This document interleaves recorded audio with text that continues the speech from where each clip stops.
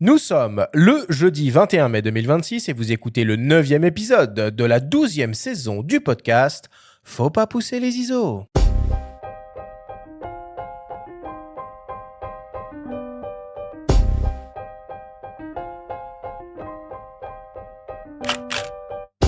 Bienvenue sur Faut pas pousser les ISO, le podcast hebdo pour tous les passionnés de photos et de vidéos.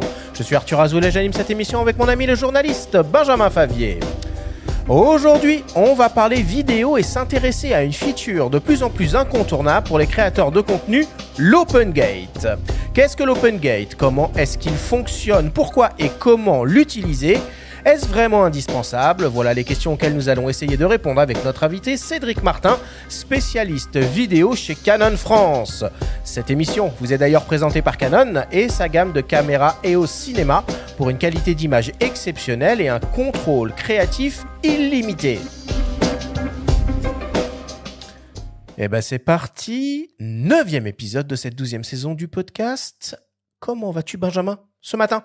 Salut Arthur, bah écoute, ça va. J'ai essayé d'être studieux parce qu'on aborde une thématique un peu rugueuse. Après 35 ans que c'était facile, on était dans la photo. OpenGate, on monte un petit peu les curseurs là. Donc on compte sur toi Cédric. Oui. Salut. Bonjour. Bonjour On a Arthur. besoin de tes compétences là. Bonjour Benjamin. Bah oui, je vais essayer d'apporter mon expertise sur le sujet. L'OpenGate, il y a tellement de choses à dire. L'émission qu'on pourrait résumer à bullshit ou nécessaire, tu vois. C'est ça. L'émission va durer 20 minutes en fait. Non. Bon, en tout cas, Cédric, je le rappelle à nos auditeurs, tu travailles pour Canon France depuis plus de 2 ans maintenant et tu endosses le poste de Product Intelligent Manager ITCG ISB. Est-ce que tu peux nous rappeler rapidement ce que ça veut dire, tout ça ? Ouais, il y avait un certain nombre de caractères à mettre sur la carte de visite. C'est ça. Donc, C'est réussi. Non, en fait, oui. Donc, Product Intelligence Manager, donc en fait chef de produit technique. ITCG, c'est la partie Imaging Technology Consumer Group chez Canon France. Et ISB pour tout ce qui va être Imaging Solution Business. Donc ça va être la partie B2B. Et en effet, donc, dans tout le scope produit dont je m'occupe, ça va intéresser une partie grand public, mais surtout une très grosse partie B2B. Donc les gammes de produits chez Canon et au cinéma, Et les au cinéma, produits broadcast, les exactement. fameuses PTZ. Et du coup, j'imagine aussi cette nouvelle gamme EOS V. Oui, une partie de la gamme EOS V Series, je m'en occupe, puisque je m'occupe des appareils photo compacts et des caméras nouveau concept qu'on appelle. Et donc, j'ai commencé l'année dernière avec la sortie du PowerShot V1. Et là, on fait un lancement conjointement avec mon collègue Jackie, qui vient souvent dans l'émission aussi, Coco, Jackie. qui lui a lancé du coup l'EOS R6V, en effet, la semaine dernière. dont On va en reparler rapidement. Ouais. Et juste pour les gens qui nous écoutent, qui ne sauraient pas ce qu'est une PTZ, parce qu'il y a beaucoup de photographes qui Exactement. nous écoutent, qui n'ont jamais activé le mode vidéo de leur boîtier ou qui n'en ont peut-être pas. Est-ce que tu pourrais expliquer rapidement ce que c'est ? Une caméra PTZ, donc c'est une caméra PTZ, c'est Pan Tilt Zoom. C'est une caméra robotisée qui va être commandée à distance par un pupitre et qui va être, en gros, l'intérêt, c'est de pouvoir multiplier le nombre de caméras avec une commande pupitre et donc de pouvoir gérer un multicaméra. C'est vraiment pour de l'application broadcast ou de l'application vraiment studio. Bon. Alors avant de démarrer le Flash Actu, petit reminder à nos auditeurs, pour ceux qui n'ont pas suivi, on a sorti la première mini-série Faut pas pousser les ISO en partenariat avec MPB, avec 4 épisodes de conseils pour acheter et vendre du matériel photo et vidéo d'occasion. On a d'ailleurs dédié un épisode sur comment choisir son boîtier full frame avec le photographe Bertrand Bernager, un second épisode dédié à comment choisir son optique à ultra grande ouverture avec notre ami Quentin Caffier, et enfin un dernier épisode sur comment choisir son action cam avec la réalisatrice Aurélie Gonin. Donc si ça vous intéresse, n'hésitez pas à aller écouter. Voilà, on démarre notre émission comme d'habitude avec le Flash Actu.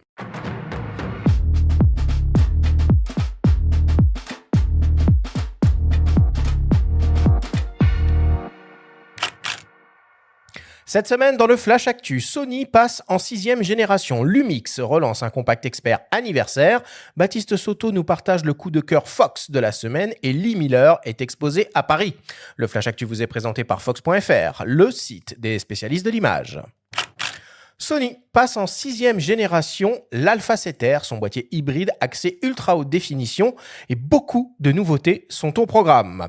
On commence par un tout nouveau capteur full frame de 67 millions de pixels, un record qui est naturellement stabilisé et empilé. Il offre une plage de sensibilité allant de 100 à 32 000 ISO, extensible jusqu'à 102 400 et une dynamique de capture jusqu'à 16 IL. On retrouve le processeur Bionz XR2 avec la puce IA intégrée qui se charge en partie de l'autofocus ou de la gestion de la balance des blancs. Niveau rafale, le capteur empilé fait des merveilles et permet d'afficher pas moins de 30 images par seconde en RAW 14 bits. L'autofocus passe sur 759 points avec une couverture de 94% du champ et une sensibilité à moins 6 IL. Côté vidéo, Sony propose de la 8K 30p, de la 4K 120p sans crop, un double circuit ISO, de la stabilisation numérique active et active dynamique. D'un point de vue ergonomique, on retrouve un viseur électronique OLED de 9,44 millions de pixels sans blackout en rafale qui est HDR avec un espace colorimétrique DCI P3. L'Alpha 7R6 se voit aussi doté d'un écran arrière 4D, d'un système de rétroéclairage des touches, d'une tally lamp et de l'affichage des menus en vertical. Le boîtier inaugure une nouvelle batterie avec 17% de capacité en plus, une charge plus rapide et des tensions bien plus stables en usage intensif. Le Wi-Fi 6 est aussi de la partie ainsi qu'un double port USB-C avec système de blocage des câbles. Le nouveau Sony A7R6 est proposé nu au prix de 5 100 €. Il est déjà disponible et une offre de lancement est déjà opérationnelle jusqu'à la fin juillet avec 300 € de remise immédiate si le boîtier est acheté simultanément avec une optique et 100 € de remise s'il est acheté simultanément avec une poignée grip. Toutes les conditions sont à retrouver directement auprès de votre revendeur spécialisé. À la surprise générale et à l'occasion des 25 ans de la marque, Lumix vient de lancer un nouveau boîtier, le L10, un compact expert équipé d'un capteur micro 4 tiers, digne héritier du LX102, lancé en 2018, mais avec des mensurations et un poids légèrement à la hausse, 500 grammes sur la balance pour ce nouveau modèle. D'un point de vue ergonomique, on retrouve un écran arrière articulé avec position selfie et toujours un petit viseur électronique OLED.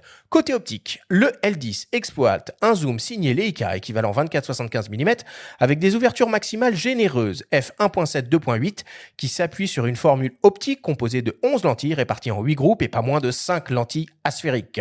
L'objectif peut descendre sur une mise au point minimale de 3 cm en mode macro grand angle et 30 cm à fond de zoom. Il est stabilisé optiquement, intègre une banne manuelle pour le diaphragme et un sélecteur de ratio personnalisable. L'appareil utilise un capteur BSI micro 4 tiers de 20 millions de pixels effectifs, capable de monter à 25 600 ISO et de proposer une dynamique de 13 IL. L'autofocus est assuré par une technologie face contraste à 779 points, sensible à moins 5 IL avec reconnaissance du sujet assistée par intelligence artificielle. En rafale, le L10 peut grimper à 30 images par seconde avec suivi autofocus et exposition et prédéclenchement. Côté vidéo, il offre de la 5,6K 60p 10 bits 420, de la C4K 120p et même de la C4K 60p en All Intra 422 10 bits. On retrouve naturellement les photostyles, les Realtime LUT et le Magic LUT via l'application Lumix Lab. Le Lumix L10 est décliné en noir, argent et titanium gold. Les deux premières versions sont proposées au prix de 1 499 € et la version gold au prix de 1 599 €. Parallèlement à l'annonce du Alpha 7R6, Sony a également annoncé une nouvelle optique, un 100-400 mm f4.5 constant GM OSS. Cette optique est déjà le coup de cœur Fox de la semaine et on écoute donc Baptiste Soto nous en parler. Sony vient de nous annoncer un nouveau produit qui va faire un petit essai pavé dans la mare avec un zoom télé en ouverture fixe. Ça manquait chez Sony, ou alors on va se retrouver dans des budgets qui sont exorbitants. Et là, on a quelque chose qui est certes cher, mais qui est accessible avec un magnifique 100-400 en ouverture 4.5 permanente qui est stabilisé et qui va faire fureur chez nos amis passionnés de photos animalières et ou vidéastes qui cherchent à avoir en permanence une ouverture fixe. Le gros exploit de Sony, c'est de réussir à garder en fait à peu près le même gabarit que le 200-600 qui est en ouverture variable, avec les mêmes dimensions, et il est même un peu plus léger puisqu'il fait 1,8 kg, là où généralement ce genre d'objectifs font plutôt entre 2 kg et 2,5 kg. Alors évidemment, il est compatible avec les téléconvertisseurs, donc x1.4 ou x2, ce qui va permettre de monter potentiellement jusqu'à 800 mm en sacrifiant un petit peu d'ouverture. Mais déjà, il y a de quoi faire bien saliver tous les amateurs de photos animalières. Autre point très important, surtout en photo sportive ou animalière, il va être capable de suivre en rafale jusqu'à 120 images secondes. Donc même avec un Alpha 9.3 qui va jusqu'à cette cadence-là, ça ne lui fera pas peur. Une idée bien pensée, c'est la cage à filtre qui se trouve à l'arrière de l'optique et qui permet de glisser des filtres sans avoir à faire des allers-retours avec le pare-soleil, ça c'est pratique. Et 3 commutateurs un petit peu inhabituels, en plus des classiques, notamment un qui va permettre de gérer les effets de stabilisation selon si on est en train de suivre un sujet qui est en mouvement latéral ou qui est avec des mouvements erratiques. C'est assez pratique. Un commutateur également qui va permettre de basculer sur une mise en point à distance à plus de 4 mètres, ce qui, par exemple, quand on va prendre du paysage ou des choses de longue distance, s'il y a un oiseau ou quelqu'un qui passe entre les deux, on va pas perdre la mise au point avec le focus qui se ferait sur la personne qui vient un petit peu troubler la vue. La molette crantée de gestion de la souplesse de la bague du zoom, ça c'est une bonne idée qu'on trouve de plus en plus sur ce genre d'optique, mais notamment pour la vidéo, c'est très important. Après, on va pas se cacher que la qualité, ça a un prix. On est sur un objectif qui est à 4 990 €, ce qui semble certes élevé, mais logique au vu de ce qu'on peut voir sur le marché sur ce type de produit. Les premières livraisons sont annoncées sur ce produit pour début juin, mais a priori, la disponibilité devrait être un petit peu compliquée au cours des premières semaines, voire des premiers mois. Donc, soyez prévoyants. Comme vient de le préciser Baptiste, le Sony FE 100-400 mm f4.5 OSS sera proposé au prix de 4 999 € et disponible dès le mois de juin. Pour terminer, jusqu'au 2 août prochain, le Musée d'art moderne de Paris accueille une exposition rétrospective d'envergure de la photographe américaine Lee Miller. Il est possible de découvrir pas moins de 250 œuvres avec des tirages anciens et modernes de la photographe qui a été mannequin, artiste surréaliste, portraitiste, photographe de mode et correspondante de guerre accréditée par l'armée américaine. La vie incroyable de la photographe a été adaptée sur grand écran dans un long métrage sorti en octobre 2024. Elle est incarnée à l'écran par l'actrice britannique Kate Winslet, qui a d'ailleurs pris part à la production du film. L'exposition Lee Miller est donc à retrouver au Musée d'art moderne de Paris, au 11 avenue du Président Wilson, dans le 16e arrondissement. Il est fortement conseillé de réserver à l'avance un créneau de visite.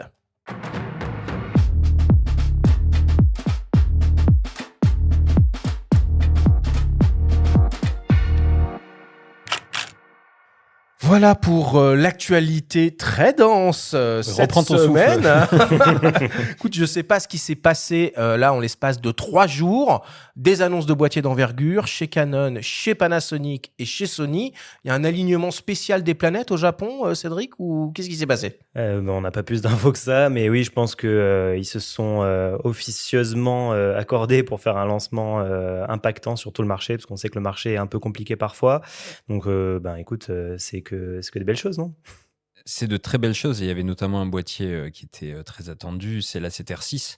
La 7R5 date de 2022, ce qui n'est pas si vieux, mais entre-temps, il s'est passé énormément de choses. Donc, voir un capteur empilé débarquer sur ce segment, c'était logique, ne serait-ce que pour répondre au Z8 et à un certain R5 Mark II chez vous.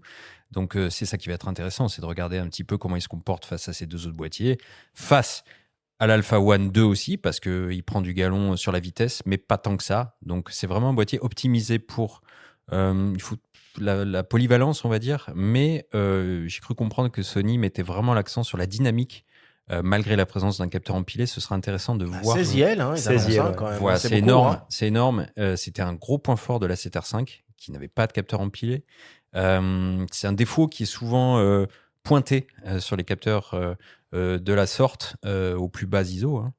Donc, on regardera de près ce que ça donne, mais c'est alléchant. Et puis, on a ce petit L10, grande surprise, qui vient intégrer ce chouette dynamique et excitant marché du compact expert à grand capteur avec une première alternative équipée d'un zoom. Oui, alors ça, excitant, c'est le mot, je trouve, parce que autant, il n'y a pas longtemps, Lumix a dégainé un TZ300 qui, moi, m'a laissé pas mal circonspect. C'est-à-dire qu'on retirait un viseur, il y avait, l'intégration d'un port USB-C, mais en dehors de ça, c'était clairement un TZ200. En interne, il n'y avait vraiment rien de nouveau. Or là, c'est un LX103 en réalité. Le LX102 date d'il y a 8 ans déjà, donc 2018. Mais cette fois, Lumix a apporté de vraies innovations par rapport au précédent modèle, à savoir un écran inclinable qui faisait sérieusement défaut, un vrai viseur OLED, un beau viseur OLED a priori. Alors la définition, peut-être, on aurait pu espérer un 3,68, quelque chose, bon, 2,36, ok, mais c'est déjà pas mal. Et surtout, il y a le processeur du S1R2, donc ça c'est quand même pas mal, et une batterie. Nouvelle, ça c'est important sur les compacts experts aussi, parce que c'est souvent un petit peu le parent pauvre de ce type d'appareil. Je pense au Ricoh JR, je pense à tous les compacts de poche de manière générale. Celui-là est un peu plus gros, mais ça s'explique, c'est la batterie qui équipe les S1 et S5 de Lumix. Donc, intéressant sur le papier, à voir ce que ça va donner avec bien sûr l'autofocus à détection de phase et de contraste qu'il n'y avait pas sur les LX100. Un tarif intéressant aussi.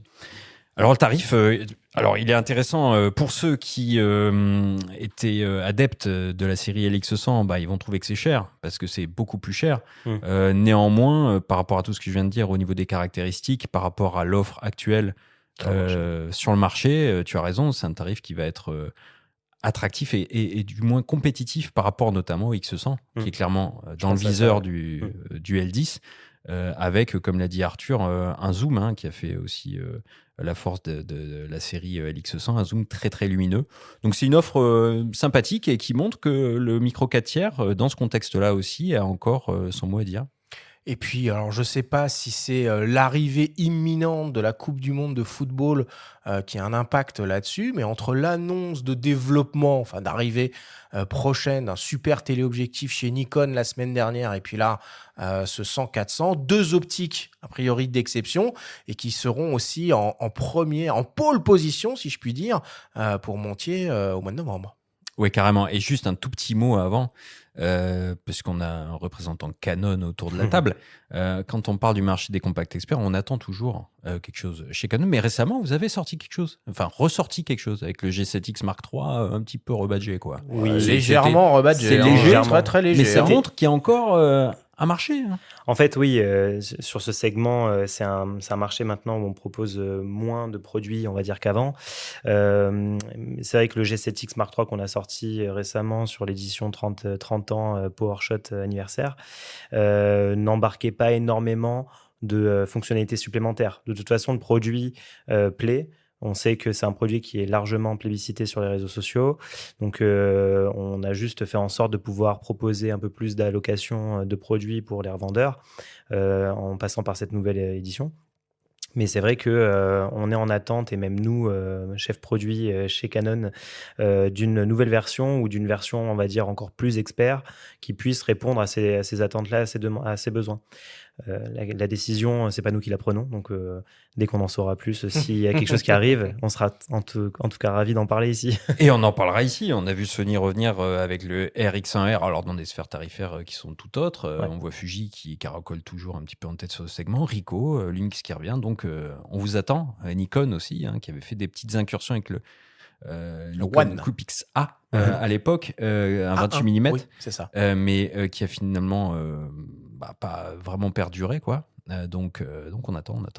C'est ça, on attend. Et puis, j'ai envie de dire, on a cette ambition en ce moment sur la marque, je pense que vous l'avez ressenti, de faire attention à notre image de marque sur les pricing, sur les tarifs qu'on propose.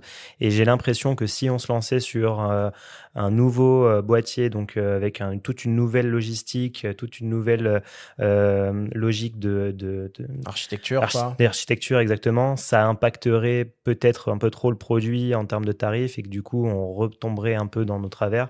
Je trouve que là, en ce moment, Canon fait vraiment un effort sur les tarifs de ce produit. Le R6 donc, oui, plutôt abordable pour le coup. Le R6, le R6V, pardon. Ouais, pardon. Non, bien sûr. Non, le R6 III ou le R6V. C'est ça. C'est vrai qu'on essaie de faire des efforts sur les tarifs, donc voilà. Après, c'est pas une excuse. J'ai juste pas d'informations sur ce qui peut arriver dans cette gamme de produits-là dont je m'occupe. Donc voilà, je veux pas paraître défaitiste, mais pour l'instant, j'ai pas d'écho. Quand bien même tu en aurais, Quand bien même j'en aurais. On a l'habitude. On connaît le discours. Benjamin, cette histoire de super téléobjectif, dont le dernier en date est ce 100-400 mm f4.5 constant, très séduisant sur le papier. Oui, je ne vais pas dire grand-chose, Baptiste en a très très bien parlé. Il est évident que c'est le genre d'optique qui est très attendu, notamment par tous les photographes animaliers et sportifs. Bon, ça va souvent de pair. C'est typiquement le genre d'optique qui peut faire basculer certains photographes vers une monture en particulier. Chez vous, Canon, il y a le 100-300 qui était une sortie assez importante aussi.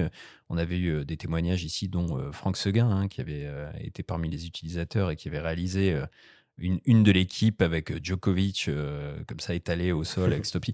Il nous en avait parlé et à quel point c'est très intéressant. Là, un 100-400 ouverture constante, c'est très excitant là encore et c'est vrai que je crois que l'air hybride finalement c'est vraiment du côté des optiques. Je trouve que on voit les plus belles choses, les plus belles prouesses technologiques. C'est vrai. On verra certainement ce nouveau 100-400 sur les abords des terrains de la Coupe du Monde.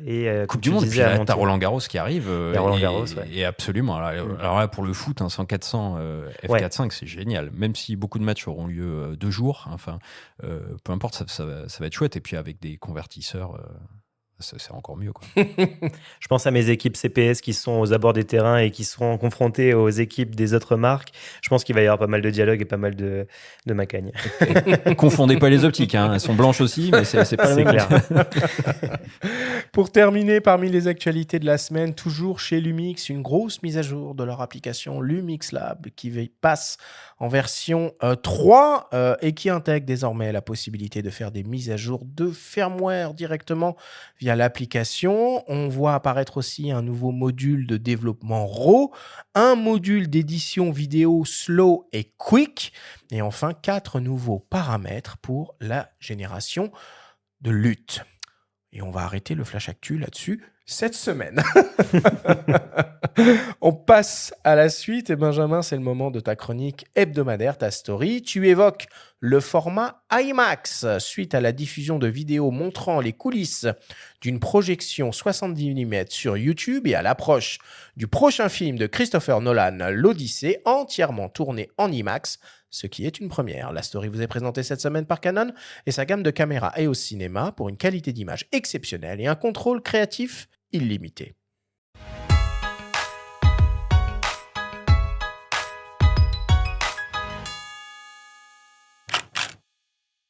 Regarder un film dans une salle labellisée IMAX, c'est la promesse d'une expérience cinématographique à part. C'est en tout cas ce que claironnent les aficionados de ce format, dont Christopher Nolan et Denis Villeneuve, à qui l'on doit respectivement Oppenheimer et Dune, figurent parmi les plus fervents ambassadeurs. Ces 4 lettres, clamées comme une formule magique et dûment tamponnées sur les affiches des films partiellement tournés dans ce format, suscitent beaucoup d'excitation auprès des réalisateurs et spectateurs, en même temps qu'elles gonflent singulièrement le prix du ticket d'entrée. Il faut dire qu'un dispositif assez hors norme est requis pour assurer une diffusion en IMAX 70 mm. Le youtubeur américain Adam Savage a récemment publié 2 vidéos pour mieux comprendre les contraintes inhérentes à ce format de pellicule XXL. L'ancien animateur et concepteur d'effets spéciaux a eu accès aux quartiers généraux de la société à Los Angeles, y compris au coffre-fort qui contient toutes les pellicules tournées dans ce format mythique créé au Canada à la fin des années 60. IMAX, c'est tout simplement l'abréviation d'image maximum. L'ambition est de proposer un format de pellicule aux dimensions supérieures par rapport au classique 35 mm, soit un 70 par 48,5 mm, dans le but de procurer une expérience la plus immersive possible dans les salles obscures où l'écran se déploie du sol au plafond avec un système sonore conçu sur mesure. Il existe déjà de nombreuses vidéos explicatives sur YouTube, dont un excellent épisode de C'est pas sorcier, qui date un peu, mais qui cerne bien le concept. Le contenu, diffusé par Adam Savage, sort du lot, car il nous plonge littéralement dans les arcanes de la société avec les salariés qui travaillent pour la plupart sur les mêmes machines depuis plus de 30 ans. Et quelles machines ? Les platines supportant les bobines de films 70 mm sont tellement grandes et lourdes qu'une corde est nécessaire pour acheminer la pellicule vers les projecteurs analogiques tout aussi colossaux situés à l'étage supérieur. Une opération à doubler pour un film 3D, et tout cela à la main. Le frottement, la tension, l'exposition du film à la poussière, tout paraît fragile et miraculeux. La magie artisanale du format IMAX s'exprime pleinement sous les yeux du chevronné soixantenaire, émerveillé, tel un enfant devant ses cadeaux de Noël. Mais dans les faits, que se passe-t-il lorsque l'on se rend dans un cinéma certifié IMAX près de chez nous ? Peut-on imaginer un tel décor, une telle débauche de moyens humains et matériels dans chaque salle de projection ? En réalité, il n'y a pas de véritable salle IMAX en France. Comprenez par là un endroit permettant de projeter une pellicule 70 mm. En Europe, il faut se rendre à Londres ou à Prague pour assister à une projection IMAX analogique. La majorité des cinémas IMAX disposent de projecteurs numériques.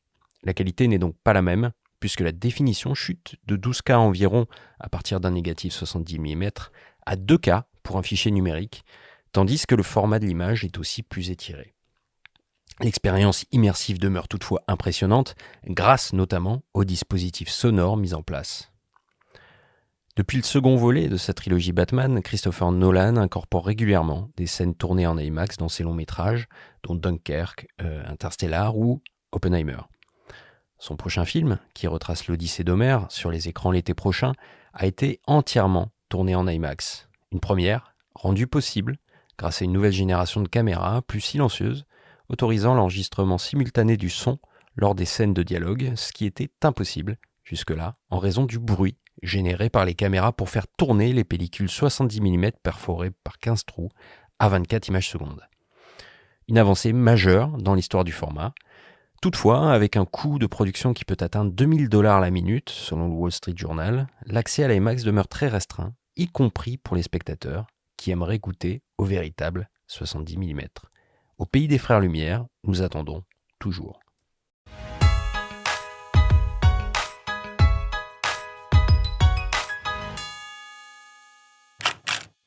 Il y a quand même un endroit en France où on peut voir de l'IMAX natif. Alors, il y a un endroit en France où on peut voir de l'IMAX au format natif, c'est-à-dire 1,43. C'est à Montpellier, c'est au Pathé Odysseum. Alors, d'autres endroits qui disposent de véritables écrans IMAX, c'est la Géode, le Futuroscope, la Cité de l'Espace. Mais là encore, c'est des diffusions numériques. Donc, c'est pas de l'analogique 70 mm. Et c'est ça qui est intéressant dans ces vidéos que je vous invite à aller voir. Vous tapez Adam Savage IMAX, vous tomberez dessus sur YouTube. Ça a été relayé notamment par nos confrères de DP Review. Et les vidéos sont vraiment chouettes parce que là, on est dans les coulisses vraiment de la projection. Et moi, j'ai un peu halluciné quand même la manière dont... Enfin, on imagine un petit peu la pression qu'on peut avoir à prendre une bobine du dernier Nolan et à l'acheminer à un étage comme ça avec une corde pour l'intégrer dans les projecteurs. Enfin, moi, j'ai trouvé ça assez magique.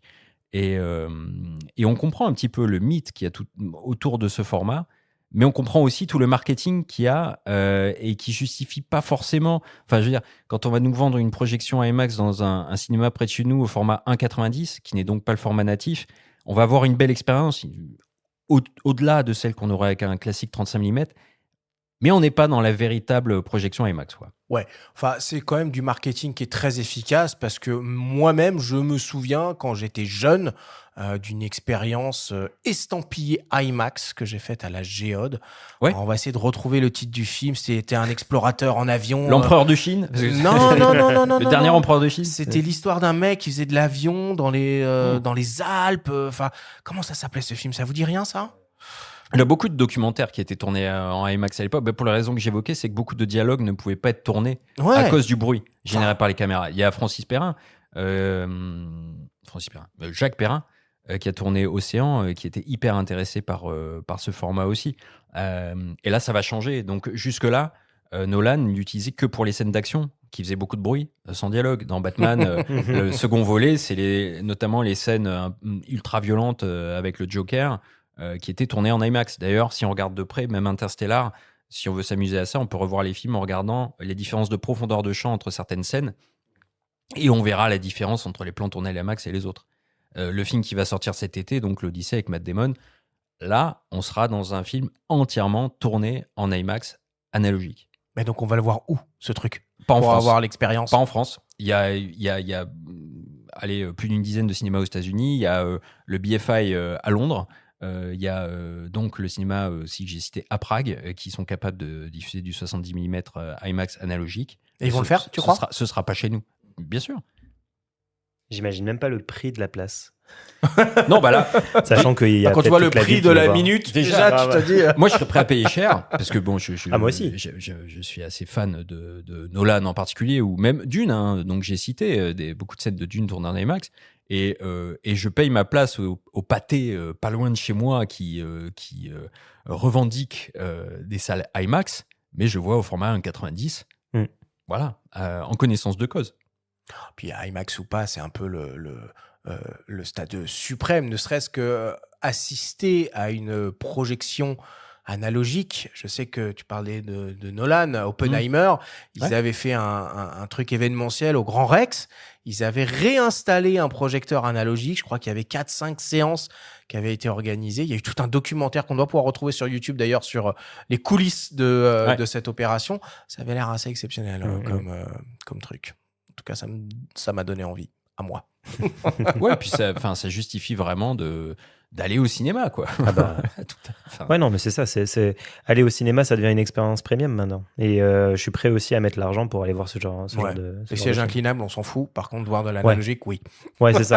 Alors, nous mettre une lampe à côté du lit, j'ai pas compris pourquoi. Mais... IMAX 4DX, fusion extrême. Après, attention, la qualité du siège, ça peut compter. Oppenheimer, c'est quand même 3 heures, faut être bien assis, quoi. Imagine, tu t'endors sur une séance à 70 €. Ah, c'est vrai. À cause du lit. T'as le droit de. Non, c'est vrai. Il Non, faut mais y aller tu sais bien que reposé. maintenant, ils te proposent des packages un peu premium où tu as accès à un buffet à volonté, machin. Tu as des sièges massants.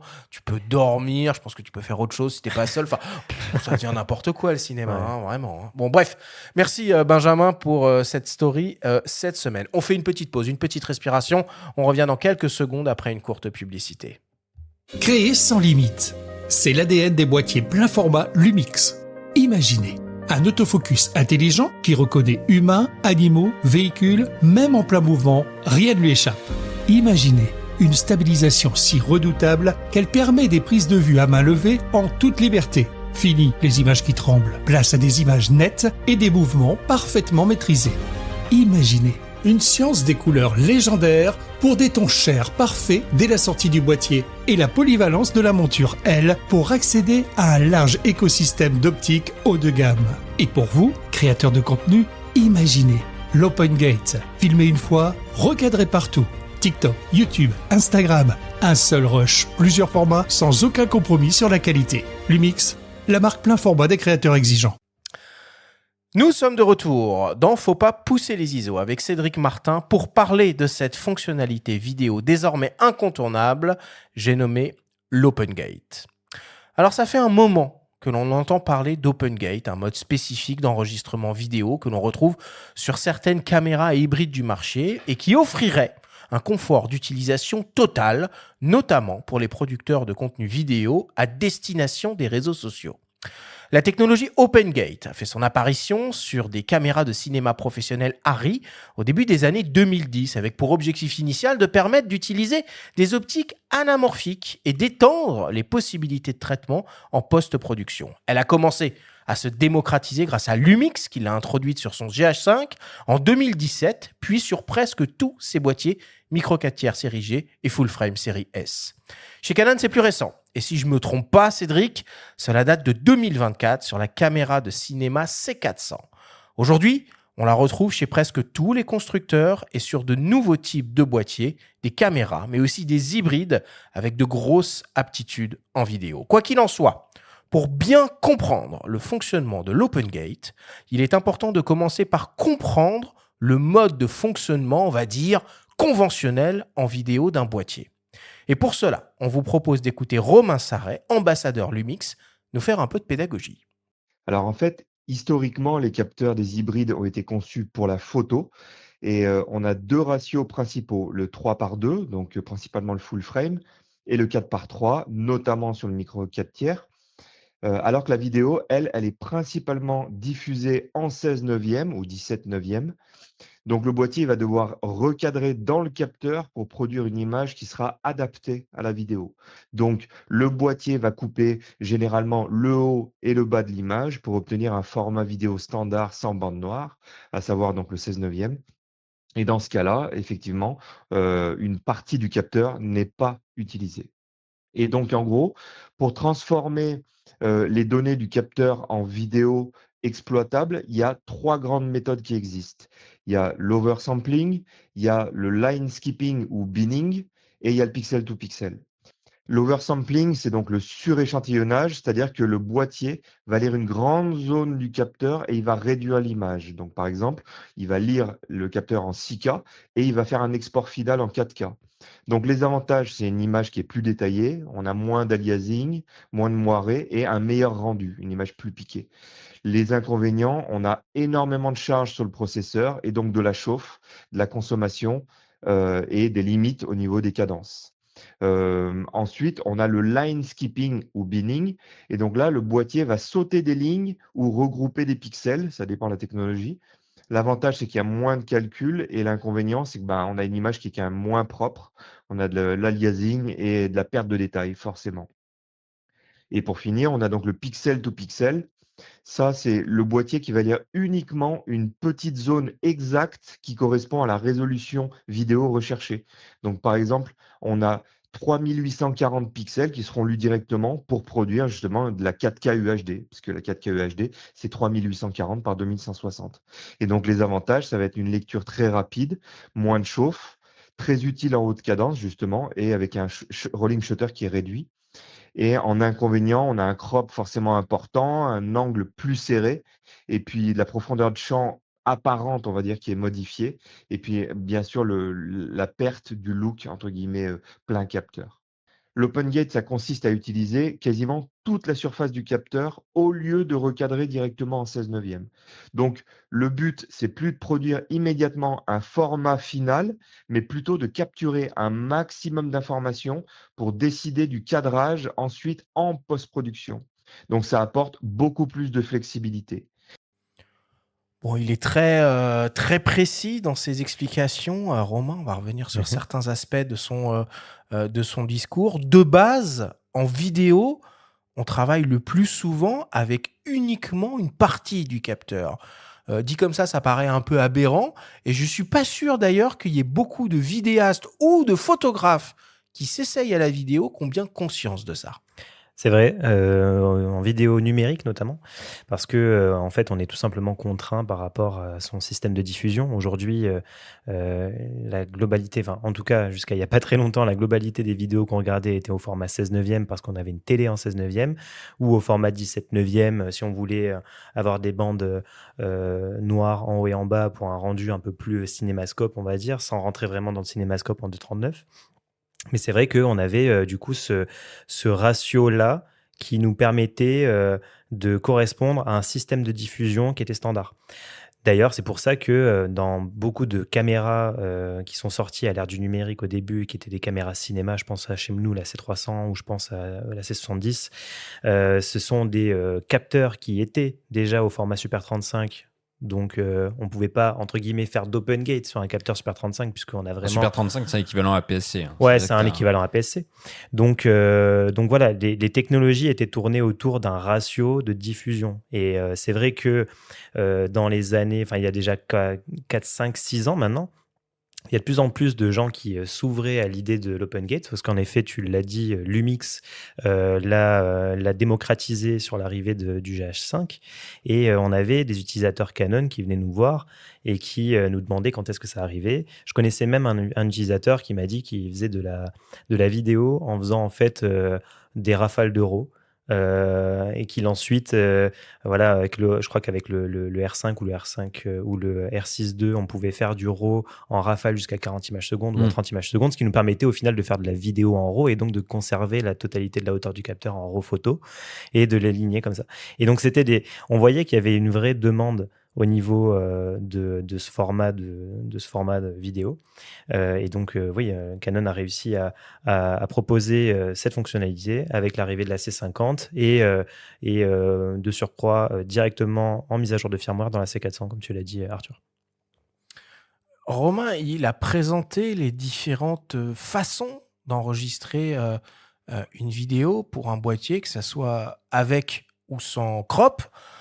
Il y a des avantages et des inconvénients pour chacun d'entre eux, mais on a le sentiment que il y a quand même un facteur limitant qui est de trouver le juste équilibre entre les caractéristiques physiques du boîtier, donc le hardware, c'est-à-dire le capteur, la vitesse de son processeur, les systèmes de stockage, la gestion de la température qui va avec. On va en dire un mot. Donc, l'équilibre entre ça, la qualité optique et les poids de fichiers. C'est cornélien comme truc. C'est sûr, ça c'est le monde de la vidéo. Hein. Ouais. Bienvenue, asseyez-vous, ça va bien se passer. Non, mais la vidéo, en effet, c'est trouver, on va dire, l'équilibre parfait en fonction de ce qu'on a besoin pour rendre ce qu'on a besoin de rendre auprès d'un client. Donc, jusqu'à maintenant, en vidéo, sur les capteurs, on aimait avoir des capteurs, on va dire, moins définis. C'est-à-dire qu'on avait des capteurs, en théorie, pour faire de la 4K, il nous faut juste 12 millions de pixels. Hein. Donc aujourd'hui, pourquoi on a des caméras à 32 millions de pixels? Ça, c'est la question. Et donc, sur la technologie qui a été apportée avec ces capteurs 32 millions de pixels, ça nous permet de pouvoir, en effet, aller zoomer dans l'image, avoir un peu plus de flexibilité sur les cadrages, etc., etc. Sauf que avoir des millions de pixels, ça permet, ça implique d'avoir une sensibilité, on va dire, moins élevée sur son capteur, et donc sur certaines situations, on n'est pas content non plus d'avoir une sensibilité qui en pâtit. C'était Donc, le positionnement de la 7S3. C'était le positionnement de la 7S3 et de la FX3. C'est toujours le positionnement de la 7S3, puisque si un jour il y ça peut aura être un renouvelé. successeur ou pas. Non, puis on l'a dit souvent à ces micros avec de nombreux vidéastes, au final, qui a besoin de filmer plus qu'en 4K? Bon, voilà, Exactement. C'est un autre débat, mais qui rejoint un petit peu Ça ce qu'on rejoint- dit sur le ça- poids des fichiers. Ça Ou rejoint exactement. le choix parfois du Super 35 qui fait perdre du coup un peu en définition, mais qui n'est pas si grave. C'est ça. Par rapport à ce que tu dis, c'est pas ce qu'on recherche le plus. Au final, il y avait ce problème, on va dire, de sensibilité, qui aujourd'hui n'en est plus vraiment un, parce qu'on a des technologies de double, voire de triple isonatif, qui nous permet justement de rattraper les problèmes d'exposition. On a aussi des avantages, en fait, qui sont liés à des capteurs un peu plus définis. En termes de cadrage, je le disais, De stabilisation, etc.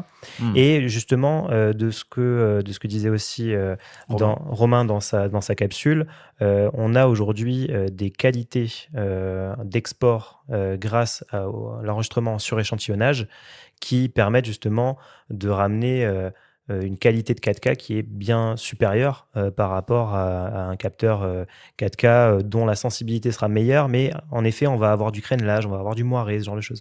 Aujourd'hui, on peut assurer d'avoir une vidéo avec moins de crénelage et moins de moiré sur des détails et quand même bénéficier d'un rapport hyper intéressant pour l'export. Et donc, sans me perdre vraiment dans le sujet, mais aujourd'hui, la dimension autour de la définition du capteur implique vraiment la décision, je pense, de l'acheteur et de l'utilisateur, parce qu'il cherche une flexibilité. L'open gate, on va en parler, je pense, juste après, mais ça apporte deux bénéfices majeurs de flexibilité pour les utilisateurs. Ça va être l'utilisation multiplateforme et également l'utilisation d'optiques anamorphiques. Et donc, c'est une fonctionnalité qui, couplée avec un capteur un peu plus défini, permet quand même d'avoir et de la flexibilité dans les cadrages et de la flexibilité dans les zooms. Donc au final, oui, d'avoir une meilleure qualité en recadrage. Non, mais c'est un vrai avantage, oui. Plus la possibilité de recadrer dans sa hauteur, quoi. Donc, il faut juste en prendre compte quand on filme. Mais ça, on va en parler un peu plus tard. Exactement. Dans toute cette idée de vidéo, il y a la notion de flux et de taille de fichier qui est prépondérante, qui est d'ailleurs peut-être souvent sous-estimée par les utilisateurs, les vidéastes, même les plus chevronnés. En termes de stockage, aujourd'hui, il y a un truc qui nous paraît aberrant souvent avec Benjamin, c'est que l'enregistrement sur SSD via USB-C n'est pas généralisé. Comment ça se fait que de nos jours, ce truc-là ne soit pas généralisé? Est-ce que ça a encore du sens aujourd'hui d'utiliser un gros Atomos qu'on va venir plugger en HDMI sur son boîtier et avec des SSD dessus, quoi? Ouais. C'est vrai qu'il y a plusieurs points de vue sur le sujet. Nous, chez Canon, on permet l'enregistrement en interne en RAW, donc j'ai envie de dire sur tous les formats d'enregistrement possibles. Et c'est vrai que la gestion du stockage, ça se fait auprès des cartes SD ou des cartes CF Express. On est vite limité en termes de capacité de On est stockage. surtout Et ça vite coûte, limité en termes de prix. Ouais. et ça coûte très cher, exactement, j'allais dire. Donc non, mais c'est sûr, le SSD aujourd'hui en USB, nous, on le fait pas chez Canon. Je sais que Blackmagic le fait, Lumix le fait. Il y a des raisons aussi, je pense, d'un point de vue robustesse. Sur des caméras comme la C50, qui sont des caméras qui sont amenées à être utilisées vraiment en run and gun, où on va faire des petits plans par-ci, des petits plans par-là, c'est peut-être pas forcément nécessaire. Parce que pour moi, la SSD... Pourtant, il y a des accessoires vachement bien qui sont développés aujourd'hui par des accessoiristes où on peut aisément greffer un petit port, notamment sur tout ce qui est cage, pour avoir juste l'écran tout près de la sortie. Le problème, effectivement, ça reste les câbles. Bon, le moindre câble qui apparaît en plus, c'est un risque, c'est un risque supplémentaire, mais il y a des solutions. Il y a des solutions, c'est sûr. Après, moi, tu vois, sur la C50, je le regrette pas. Sur une caméra comme la C400 qui va être plus amenée à être utilisée sur trépied, où justement l'environnement est plus maîtrisé, là, je me pose la question de pourquoi on n'a pas pris le choix de le faire. Après, je pense que c'est aussi des technologies que soit on ne maîtrise pas, soit qu'on n'a pas encore fait chez Canon, et que du coup, ça risque d'arriver peut-être avec des prochaines caméras, mais pour l'instant, c'était pas le cas. La gestion de la température en vidéo, c'est un vrai sujet. Vous êtes très bien placé pour le savoir chez Canon. Le R6V est objectivement à l'intérieur la même chose qu'un R6 III. Pourtant, les deux boîtiers sont radicalement différents. Et surtout, le R6V, il est optimisé pour cette histoire de température. Est-ce que tu peux nous expliquer ? Exactement. Ce qui va faire la grosse différence entre le R6V et le R6 III, ça va être au niveau de la ventilation active. Le R6V dispose d'un ventilateur qui va vraiment dissiper la chaleur. Et après, sur l'alliage, on va dire, du matériau utilisé pour le R6V, c'est le même que le R6 III pour le coup, c'est une dissipation thermique qui se fait naturellement. Mais l'ajout sur le R6V de la ventilation active va vraiment permettre de pouvoir refroidir le capteur et la carte, puisque la carte aussi réchauffe le boîtier, et donc permettre d'éviter les surchauffes. Chez Cinemaios, juste pour finir là-dessus, la C50, il y a des tests qui ont été faits. C'est très très compliqué de la faire surchauffer parce que le ventilateur il est beaucoup plus gros. Sur le R6V il est un peu plus petit, mais il permet quand même de dissiper la chaleur suffisamment. J'ai vu qu'il y avait des tests qui avaient été faits sur YouTube pour l'instant dans des environnements aux États-Unis où il fait très chaud en Floride. Apparemment ils n'ont pas réussi à le faire chauffer. Un R6 III qui ne dispose pas de cette ventilation active, oui, il va chauffer plus vite, beaucoup plus vite en vidéo. Là, on a beaucoup parlé aussi de Lumix, qui a initié l'OpenGate, et sur la plupart de leurs boîtiers, il y a des ventilateurs actifs réglables. Donc ça, c'est vrai que c'est quelque chose qui est à prendre en compte. Maintenant, pour recentrer un petit peu le débat et le sujet par rapport à l'OpenGate, la taille des fichiers, ok, mais en réalité, il y a aussi des formats de fichiers qui existent et qui sont pas si lourds à digérer que ça, notamment le MP4 Lite chez Lumix, qui fait de la 3,8K, qui permet un export direct vers l'appli de son smartphone sans passer par une machine post-production. Il faut aussi désacraliser un peu tout ça. Ouais. Et c'est pas parce qu'on exploite toute la surface d'un capteur, qui soit 3,5 ou 4 tiers, comme l'a expliqué Romain, qu'on va forcément avoir des poids de fichiers colosses. Ça, c'est ce qu'on appelle une fausse idée. Tout à fait. Et puis... chez nous, en tout cas sur la C50 et sur le R6V également, on a la possibilité d'enregistrer un OpenGate en RAW. Donc là, ça va être des débits énormes, mais on a quand même la possibilité de le faire en MP4. Et, voilà. Et donc là, on commence à rentrer dans les débits. Si on sort du Move, déjà, voilà, quoi. On n'est pas obligé de faire du all intra. Non, bien sûr. On fait du long hop, ça marche très bien. Et ça marche très bien. Après, oui, c'est sûr qu'il faut des machines derrière pour bien traiter tout ça et post-traiter, mais au final, je veux dire, on disait ça du 4.2 10 bits à l'époque. Aujourd'hui, c'est la norme. Demain, peut-être que le RAW, ça deviendra la norme. Et d'ailleurs, on le voit dans les innovations proposées par tous les constructeurs du marché. Donc, alors, Romain, il a évoqué 3 manières d'enregistrer une vidéo dans un boîtier. L'oversampling, là je pense qu'on a à peu près compris le principe de fonctionnement. Le pixel binning, qui permet soit de regrouper des paquets de pixels ou de sauter une ligne entre chaque ligne du capteur. Et le fameux skipping, et le fameux pixel to pixel. Donc en OpenGate, en fait, c'est un enregistrement pixel to pixel sur l'intégralité de la surface du capteur dans la philosophie de se dire qui peut le plus, peut le moins. Exactement. En français, c'est chaque pixel, effectivement, qui est enregistré. Exactement, c'est exactement ça. Alors, on est soumis, je crois, juste parce qu'il y a toujours des pixels effectifs et des pixels Oui, non effectifs. à quelques centaines de milliers à de peu quelques près, quoi. centaines de voilà. Mais oui, non, l'idée c'est ça, c'est qu'il n'y a pas ni de binning ni de skipping et il n'y a pas de suréchantillonnage. Mais il y a quand même des limitations en termes de cadence d'acquisition. C'est-à-dire que quand on va pouvoir aller se frotter gentiment à du 120 images par seconde avec les autres modes d'enregistrement en open gate, c'est 30, dans certains cas 60, mais voilà, on est quand même... Oui. Il y a des compromis quand même. Forcément. Mais déjà, l'open gate, ça a aussi forcément son rôle à jouer dans le rolling shutter. Parce qu'on rajoute des pixels, on rajoute des lignes, donc forcément le rolling shutter, il en prend un petit coup aussi. Et en effet, les capteurs empilés, exactement, semi-empilés. Ouais.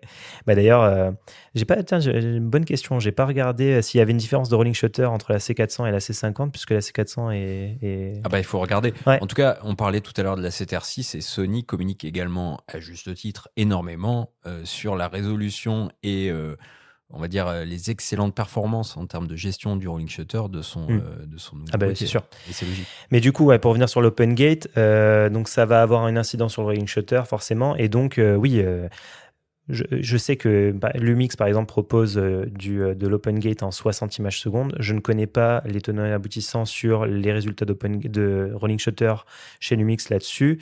Nous, je sais qu'on est limité à 30 images par seconde en open gate. Pour l'instant, j'ai pas d'explication plausible à donner pour ça. Je pense que ça doit jouer certainement avec des résultats en rolling shutter et aussi des débits à ne pas dépasser, quoi. Parce que déjà qu'avec l'open gate 422 10 bits en MP4, on dépasse les 1 gigabit seconde, il me semble. Si on le fait en RAW, on est proche des 2 gigabits seconde. Donc, ce serait compliqué d'imaginer un débit qui dépasse les 3 gigas secondes pour du 60p. Alors, je pense que c'est parce que nous, on a un capteur plus défini aussi que chez Lumix. Il me semble que le G1H ou le GH5, ils ont des capteurs. C'est 20 millions. C'est 20 millions, c'est 20-24. Nous, on est sur du 32. Donc forcément, si on doit enregistrer 32 millions, 60 images secondes, ça commence à faire beaucoup. Alors si on fait un peu de traduction, donc un capteur de 8 millions de pixels produit 4K, 16 millions de pixels 5,3K, 20 millions de pixels de la 6K, 33 millions de pixels de la 8K et 80 millions de pixels, parce que ça existe, de la 12K. C'est même 7K, non? C'est 7K, ouais. Votre capteur de 32,5, ça 32,5, c'est 7K, et je crois que 8K, ça va être aux alentours des 40. C'est plus 40. Ouais. À cause de ces fameux petits pixels voilà, qu'on perd en cours de route. Bon, maintenant qu'on a compris le mode de fonctionnement d'un enregistrement vidéo en open gate, on va comme d'habitude parler usage et terrain. Initialement, cette technologie a été conçue pour l'utilisation d'optiques anamorphiques. Mais elle est aussi plébiscitée, par exemple, pour les producteurs de contenu vidéo, en particulier pour les réseaux sociaux. On écoute le vidéaste Nicolas Pignou nous expliquer. On s'est rendu compte que sur les caméras hybrides les plus récentes, je crois que c'est de mémoire, il me semble Panasonic qui a dû mettre ça en premier dans ses boîtiers. Et bien en fait, il y a beaucoup de créateurs qui se sont rendus compte que ça pouvait avoir une double utilité, dans le sens où on pouvait d'une part avoir de la flexibilité niveau montage en 16/9, donc en cadrage classique paysage, pour pouvoir recropper un petit peu notre image, soit en haut, soit en bas, sans perdre en qualité, et à la fois aussi faire du contenu vertical. L'avantage de l'Open Gate, justement, c'est de bénéficier de toute la taille du capteur pour pouvoir recropper après notre image comme on a envie. Donc de base, c'était utilisé pour l'anamorphique, mais pour quelqu'un qui fait du contenu pour les réseaux sociaux, ça a aussi un énorme avantage. Et puis, il y a d'autres choses aussi, c'est que forcément, il y a plus de pixels capturés dans l'image, donc forcément, potentiellement une meilleure résolution. Aujourd'hui, les boîtiers qui font de l'Open Gate sont souvent des boîtiers qui shootent en RAW aussi, donc on va avoir une énorme latitude en post-production, que ce soit pour recropper après notre image, pour regagner en qualité, vraiment tous les pixels du capteur qui sont capturés. Moi, personnellement, je mets de ratios d'aspect, enfin des marqueurs d'aspect qui sont dispo sur les boîtiers. Moi, j'utilise du Canon essentiellement. Donc, je mets mes marqueurs d'aspect, que ce soit en 16/9 et en 9/16. Comme ça, je cadre mon image. Mais je sais déjà aussi que si mon sujet déborde un petit peu, bah, je peux bénéficier de l'open gate pour justement le refaire rentrer dans mon image, chose que je peux pas faire en cadrage 16/9 classique. C'est un peu overkill, je dirais aujourd'hui, parce que, bah, souvent l'open gate, c'est de la 6K, de la 7K, donc c'est des résolutions qui sont très élevées pour une demande qui, ne nécessite pas forcément d'avoir de la 6K, de la 7K. C'est des débits très importants, donc du stockage, important aussi sur les disques durs. Un workflow qui doit être, mieux repensé, je pense, directement à l'intérieur des boîtiers. De mémoire, il me semble que c'est la C50 de chez Canon qui propose un enregistrement double en vertical et horizontal. Donc ça, c'est une bonne idée. Le problème, c'est qu'on ne peut pas mettre son marqueur, par exemple, tout à droite du cadre et un autre tout en haut du cadre. On est limité vraiment à avoir des marqueurs au centre et fixer notre sujet à partir de ces marqueurs-là. Donc ça, c'est des choses qui pourraient être vouées à être améliorées au fil du temps et pas tout recadrer en post-prod, ce qui nécessite d'avoir un workflow plus complexe après et de pas avoir des rushs directs prêts à diffuser, quoi.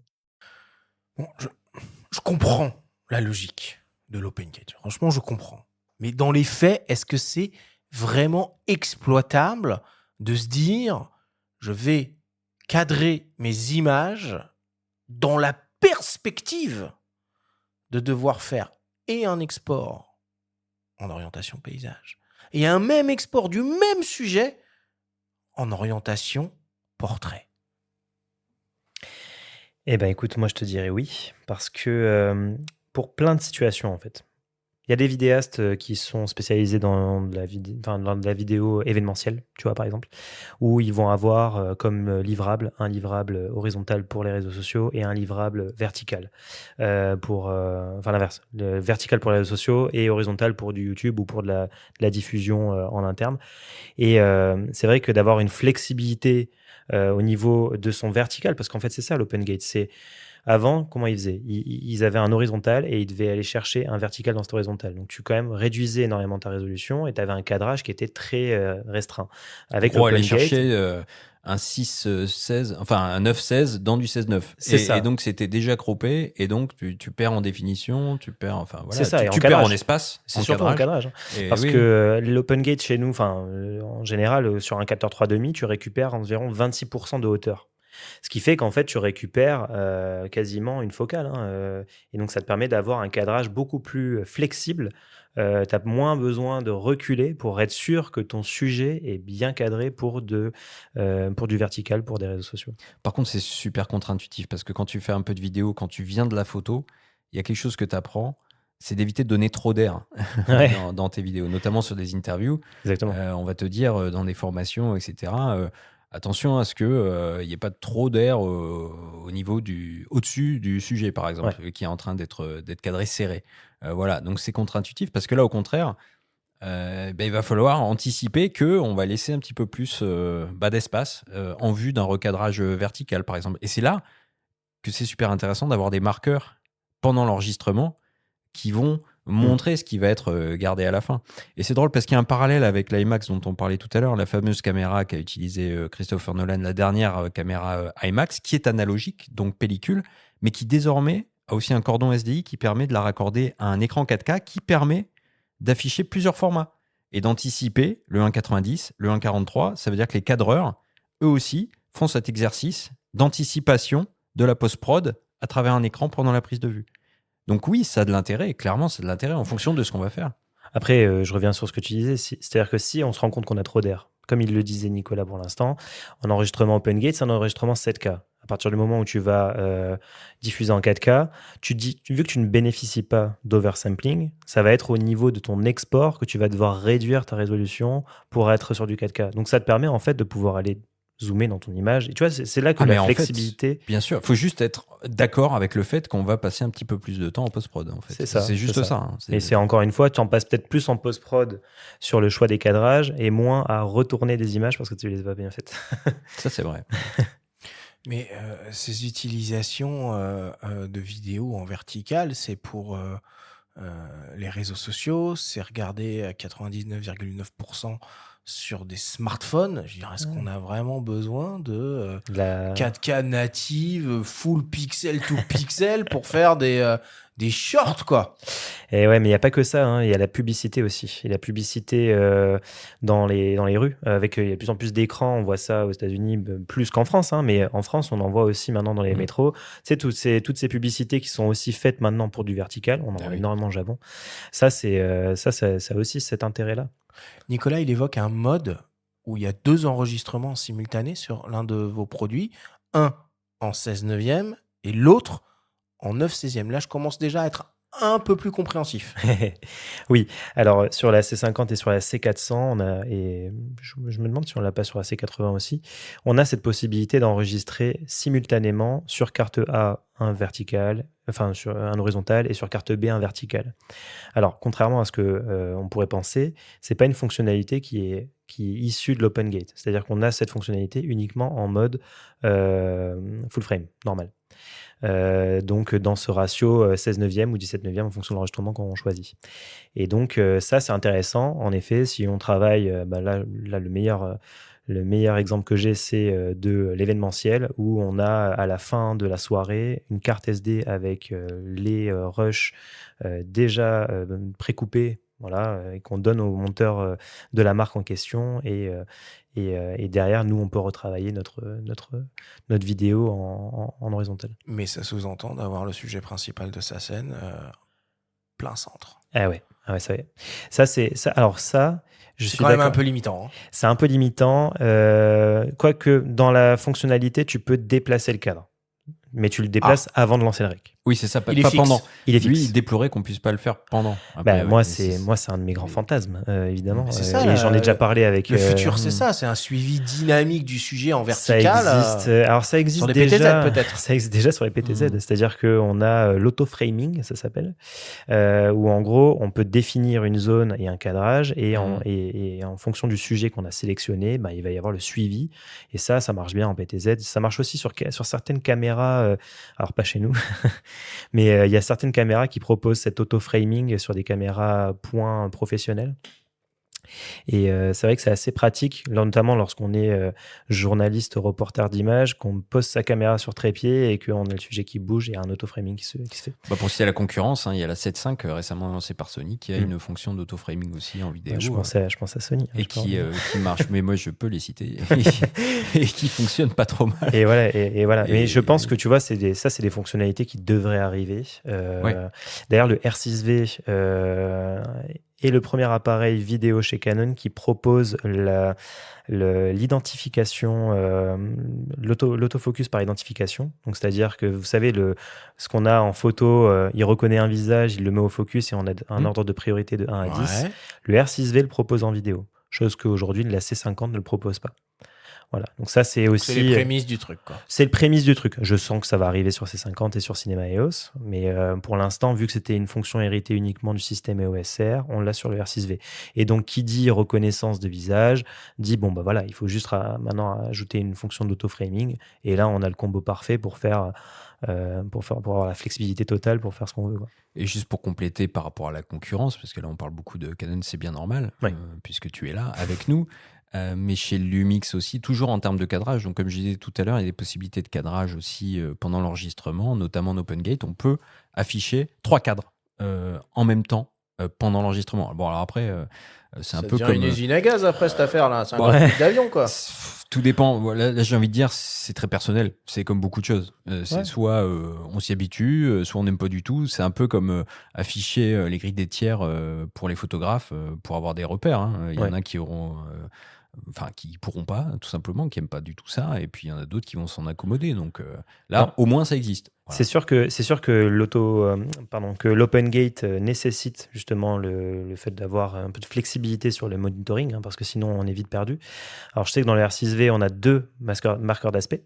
Sur la C50, on peut aller encore plus loin parce qu'on peut rajouter des marqueurs, on peut les choisir en fonction de l'abscisse et de l'ordonnée. Enfin, c'est très très précis. Mais non, bien sûr, ça c'est un besoin qui a tout de suite été identifié et qui est disponible dans le R6V, dans le R6.3 aussi d'ailleurs, et dans la C50. L'autre aspect évoqué qui justifie cet enregistrement en open gate, c'est la possibilité d'utiliser des optiques anamorphiques. En quoi, Cédric, avec une optique anamorphique, on a besoin de râpes de pixels en haut et en bas? L'optique anamorphique, c'est une tendance en fait qui vient du cinéma principalement. C'est des optiques avec un cercle image qui n'est pas circulaire mais qui est ovale. Et donc ça permet en fait d'avoir une image qui est écrasée. Donc on a une image qui est écrasée et en fonction de l'optique anamorphique utilisée, il y a des rapports de désanamorphose à appliquer pour avoir une optique, il faut avoir des lignes naturelles. Et donc, en fonction de ce rapport de désanamorphose, on va avoir une image qui est plus ou moins écrasée, même une fois désanamorphosée. Et donc ça pose un problème pour le cadrage. C'est-à-dire que si on veut par exemple, j'utilise une optique anamorphique avec un rapport de désanamorphose x2, une fois désanamorphosée, on va même encore rajouter des bandes noires sur un export en 2.39 qui est CinemaScope. Donc ça fait une image qui est très très très étalée. Et donc, l'utilisation de l'open gate sur ces optiques anamorphiques, vu qu'on récupère 26% de hauteur, on va réussir à combler sur un format CinemaScope 2.39 la totalité de la hauteur de l'écran et donc on va bénéficier vraiment de la largeur de l'image, mais gagner aussi de la hauteur. Tout en la promiscuité et l'espace. Exactement, c'est et tout en gardant ce qu'on veut avec l'anamorphique, c'est-à-dire ces déformations, ce bokeh en œil de chat et ces déformations circulaires dans l'arrière-plan qui sont très, très emblématiques. C'est très niche, c'est très pro tout ça. Et puis il faut des accessoires pour faire ça. C'est des optiques anamorphiques. Je crois pas que vous en ayez chez Canon. C'est des trucs qui sont un peu abordables maintenant, ou ça reste du matos de loueur cinéma professionnel hors de prix. Il y a des modèles abordables. Hein. Ouais, c'est ça. C'est que comme tout, tout ce qui d'abord est disponible uniquement pour des professionnels tend à se démocratiser.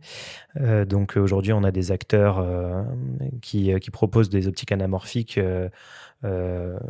pour des prix qui sont vraiment dérisoires par rapport à ce qu'on pouvait trouver avant. Je pense à Samyang, je pense Laowa, Sirui. Voilà, aujourd'hui, on a du choix, même pour des cinéastes ou des vidéastes indépendants qui démarrent et qui veulent avoir un effet stylisé à travers ces optiques anamorphiques. Après, évidemment, le prix est un peu gage de qualité. C'est-à-dire que c'est pas toutes les optiques qui vont avoir un rendu aussi beau que sur des optiques d'Orion ou ce genre de choses. Non, bien sûr. Mais il y a des signatures marrantes et pour la petite anecdote, même Laowa propose des séries avec des flares qui vont être dorés ou bleus, mais c'est ça, c'est que probant. Ce qui est d'ailleurs un des marqueurs les plus visuels qu'on peut avoir avec ces optiques anamorphiques, c'est ce flair horizontal. Où généralement, une espèce de bande qui traverse toute l'image comme ça. C'est ça, on dirait qu'il y a une espèce de ligne de pixels qui a sauté, mais en fait non, c'est quelque chose qui est vraiment recherché. Et oui, il y a des acteurs qui proposent en fait de choisir entre guillemets la couleur. Je pense que ça se fait au niveau des filtres des lentilles pour avoir un flair soit bleu, soit orange. Et donc oui, ça permet une réflexion, j'ai envie de dire, artistique et narrative supplémentaire pour les utilisateurs. Ok, alors je récapitule. L'open gate pour, à partir d'une même séquence, d'une même image, pouvoir faire des exports en 16/9 ou verticaux en 9/16.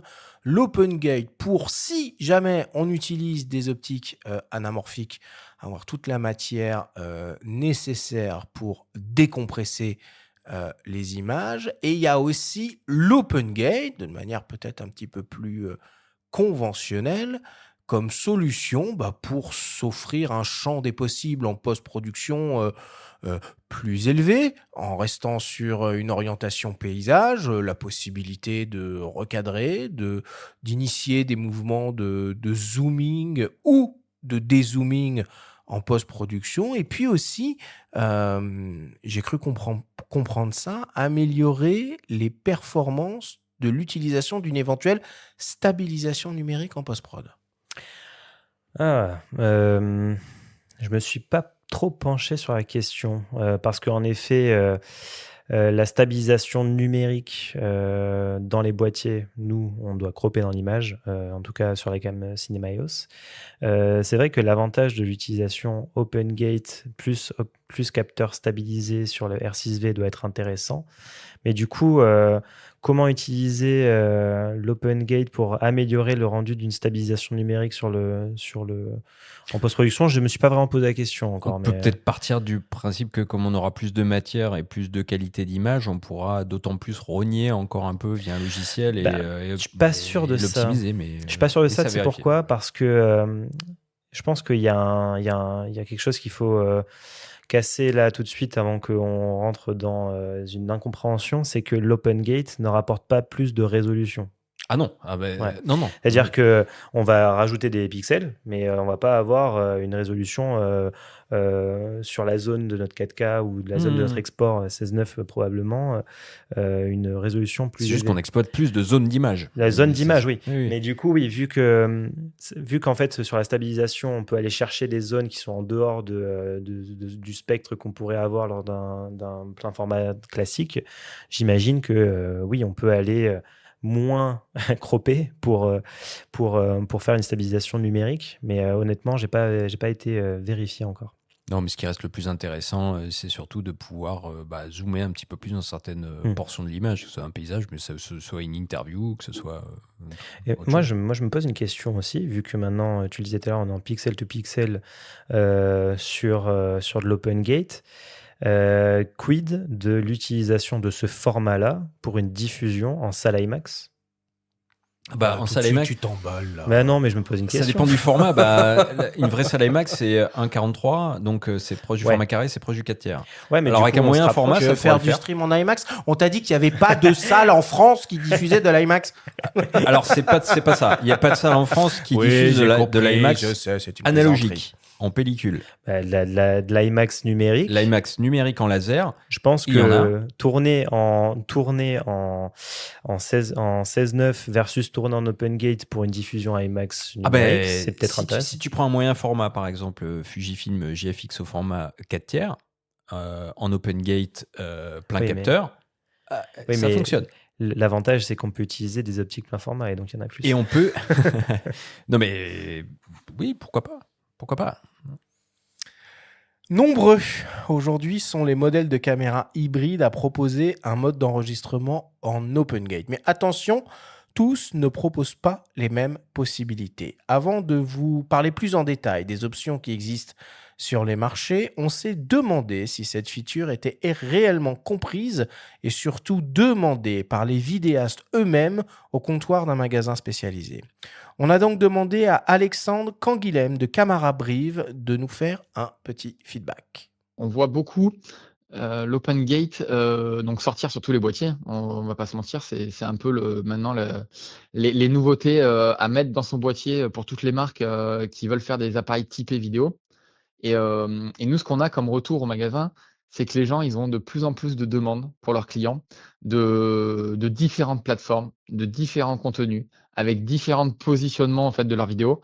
Donc l'OpenGate, à mon avis, ça va devenir l'incontournable en fait dans le futur, parce que les gens ont de plus en plus de besoins différents dans le monde de la vidéo. Les professionnels à l'heure actuelle qu'on a, nous, au magasin, cherchent l'OpenGate, que ce soit le Nikon ZR, que ce soit les derniers R6 III, tout ça. En fait, ils cherchent ça parce qu'ils ont de plus en plus de besoins de recadrage libre sur leurs vidéos. Il y a les gens qui sont ultra tech. Donc les vidéastes pro qui sont ultra tech, eux, ils savent ce qu'ils veulent, ils savent les nouveautés, ils savent ce qui sort. Donc ça, c'est une évidence. Par contre, il y a les gens qui sont beaucoup plus typés, on va dire, résultats, donc vidéo. Et eux, ils s'en foutent avec quoi ils filment et ils comprennent pas forcément toutes les nouveautés et tout ça. Et puis, ils se tiennent pas au courant, en fait, de toutes les sorties des marques. Ce qu'on peut aussi comprendre parce que forcément, ils sont focus sur leur métier. Mais alors, du coup, ces gens-là, en fait, on leur présente les produits, on leur explique les nouveautés. Et là, du coup, on a cette petite fenêtre en fait de mini formation et d'explication du pourquoi du comment de l'OpenGate. mais c'est aussi ce qui fait partie de notre métier et c'est ce qu'on aime aussi, de pouvoir expliquer aux gens pourquoi ce produit-là vient de sortir, pourquoi ce produit-là est une révolution et pourquoi ce produit-là va surtout leur faire évoluer et leur faire gagner du temps sur leur projet. Les gens qui ont goûté à ça disent que c'est vraiment trop bien et surtout hyper souple en post-traitement. Donc, je pense que c'est pas fait pour tout le monde non plus. Je pense que quelqu'un qui débute la vidéo, l'OpenGate, ça va peut-être pas être fait tout de suite pour lui parce que il va peut-être vouloir un fichier directement propre et sorti de boîtier. Alors que des vidéastes qui passent forcément par des plateformes de montage un peu lourds vont vraiment apprécier ce côté libre de cadrage et de mise en verticale ou horizontale de leur fichier. Qui peut le plus, peut le moins. Donc en fait, la possibilité d'avoir un fichier complet sur le capteur leur permet après derrière de faire ce qu'ils veulent de ce fichier-là. Et je pense que ça leur donne une grande liberté de post-prod derrière. Alors Cédric, qu'est-ce qu'il existe comme option, solution chez Canon en modèle qui propose de l'OpenGate? Alors, l'OpenGate, on l'a dans les 3 segments de produits qu'on a aujourd'hui, donc EOS R, EOS R V-Series et Cinema EOS. Sur EOS R, ça va être le R6 III. Sur l'EOS R V-Series, donc pour faire... moi, je recommande plus le V-Series si on fait de la vidéo et qu'on veut faire de l'OpenGate, qui dispose du coup de l'OpenGate. Et on a sur Cinema EOS la C50 et la C400 par mise à jour de firmware. Et par rapport à ce que disait Alexandre dans son témoignage, est-ce que toi, tu as beaucoup de demandes par rapport à ça? L'OpenGate? Oui. Sur Cinema EOS? Oui. Tu veux dire quand on l'a sorti, oui. Il y a beaucoup de gens qui sont en attente d'un Sony FX3 II qui aurait de l'OpenGate. Et c'est vrai que quand on sort un produit qui dispose déjà des fonctionnalités qui sont attendues par certains utilisateurs d'autres marques et que les marques ne réagissent pas, ben oui, c'est tout de suite pointé du doigt. Et non, c'est la question qui est en filigrane de l'émission. Ouais, bien On sûr. l'a dit au début. Ouais. Est-ce que c'est purement marketing ou est-ce que c'est vraiment utile? Ah non, comme le disait notre ami de Camara Brive, il y a un vrai intérêt pour plein de vidéastes. Je dis pas que tous les vidéastes en ont besoin, mais encore aujourd'hui, il y a plein de vidéastes qui sont sommés de devoir re-shooter leur contenu en vertical pour faire un deuxième export pour une autre plateforme. Donc non, ça c'est sûr que l'intérêt pour ces vidéastes qui font du multiplateforme, il est là. Et la question aujourd'hui, c'est, en tout cas dans le choix chez Canon des boîtiers, le R6V va être plus orienté créateur de contenu ou vidéastes indépendants qui ont besoin d'une stabilisation, mais voilà, tout en main, stabilisation main levée. Et pour les professionnels, on va partir sur une C50 ou une C400 qu'on va devoir stabiliser, mais qui va permettre plus de choses. Cédric, oui. On va se parler franchement. Oui. Les gens qui ont acheté une C50, qui ont vu arriver le R6V, ils ont un peu le seum quand même, non? Non, je suis pas d'accord. Non, de toute façon, une mise à jour de firmware, ça peut résoudre le truc.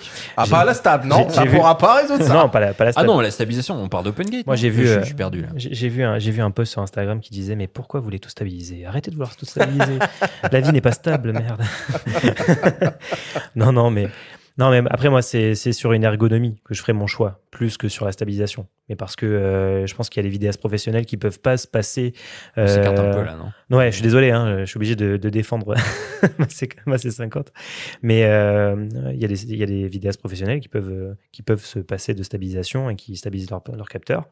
Et donc, voilà. Mais après, en soi, sur le choix de pourquoi je partirais sur le R6V ou sur la C50 pour l'OpenGate, l'OpenGate va pas être une fonctionnalité qui va faire choisir un R6V ou une C50. Ah bah, clairement. Voilà. Et c'est une fonctionnalité qui peut être implémentée par mise à jour de firmware. Donc, on pourrait presque supposer qu'un mode vidéo OpenGate pourrait apparaître sur d'autres boîtiers EOS R, ceux qu'on connaît le mieux ici, dans un futur plus ou moins proche. Oui, c'est possible. La question, c'est est-ce que c'est dans l'intérêt des utilisateurs? Est-ce que c'est une attente? Dans l'intérêt des utilisateurs, oui. Est-ce que c'est dans votre intérêt plutôt? Ah, aussi, oui. Non, mais des mises à jour, il y en a des spectaculaires, notamment le R5. Oui. Bon, pendant 5 ans, il y a eu vraiment une salle de mise à jour qui a été remarquable. Donc oui, comme le dit Arthur, peut-être que le R5.2... Peut-être que le R5.2 pourra en bénéficier. Peut-être que le R1. Je m'interroge juste sur le poids de ces fichiers, du coup, en OpenGate sur un capteur 45 millions de pixels 8K.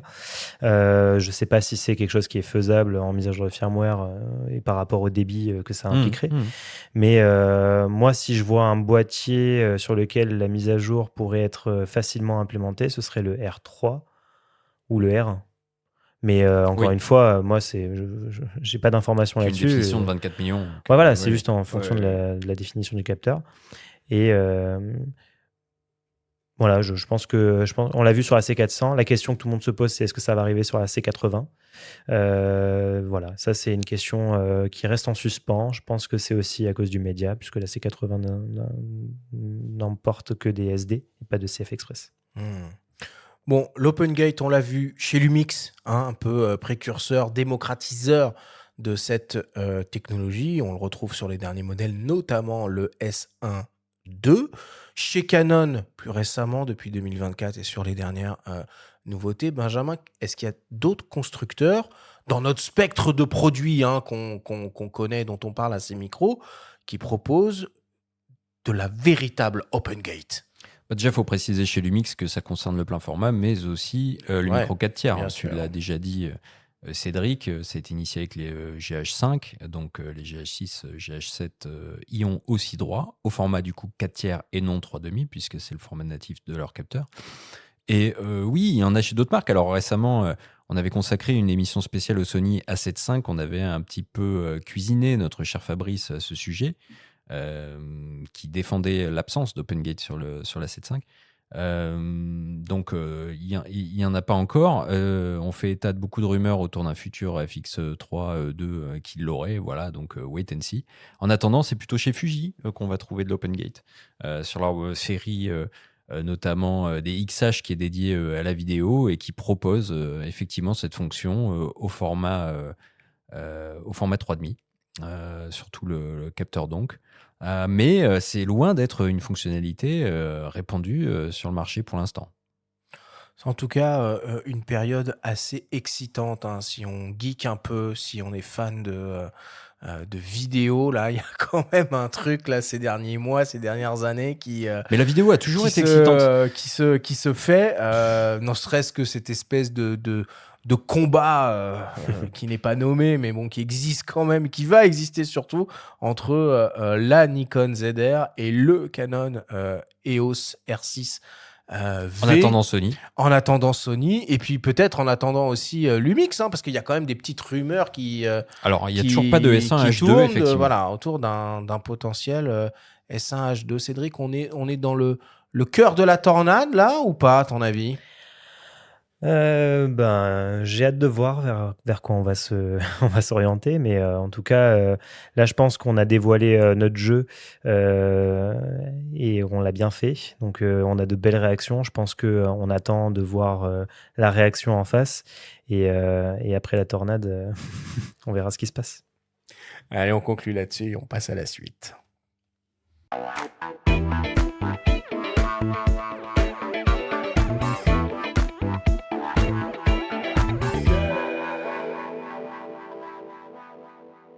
Nous sommes toujours avec Cédric Martin de Canon France pour parler de cette fonctionnalité vidéo désormais incontournable, l'OpenGate. C'est le moment du débrief qui vous est présenté cette semaine par digitphoto.com, le spécialiste du matériel photo et vidéo depuis 2002. Cédric, si on devait essayer de résumer, de synthétiser tout ce que l'on s'est dit pendant cette émission. Première question, pourquoi de base en vidéo, on crop notre capteur ? Alors, dans les capteurs hybrides d'aujourd'hui, en effet, on crop dans notre capteur pour faire de la vidéo parce qu'on fait généralement des exports pour du 16 neuvième ou du 17 neuvième.